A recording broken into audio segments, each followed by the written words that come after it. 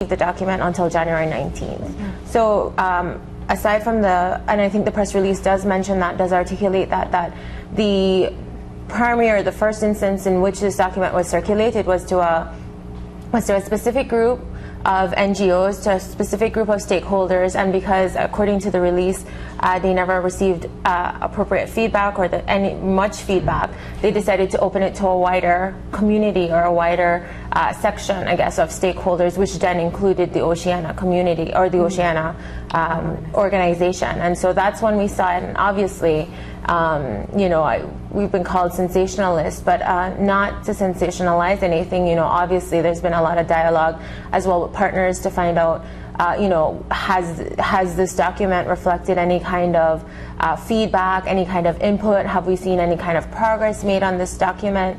And unfortunately, there was none, I think. And what we did see was if anything, a zonation map that made even more of Belize accessible for oil exploration. Is it fair that the input that has been sent back at this time has not been encapsulated within the document, that even if you go through this process, it will yield negative results as well? Well, that's exactly the concern. I think time has been spent on both ends, on preparing, on having meetings, and you really want to feel as though you're part of the process. I mean, it's not just attending the meetings and the sessions, it's that we have that discussion, and I think the previous UNESCO and Ms. Wade had commented that there should be a medium ground.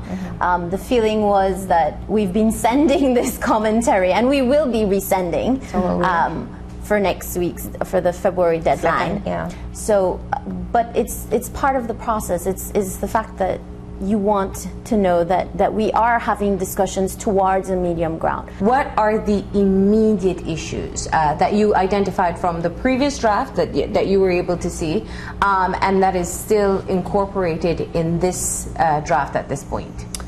One of them is from when we got onto the World Heritage Endangered List. Those oil concessions had been a concern on the UNESCO part, on the World Heritage part. They felt that they should be removed. The World Heritage composite sites should be removed from any potential exploration, and that you should create a buffer. That, to me, was one of the key points that is not reflected in this document.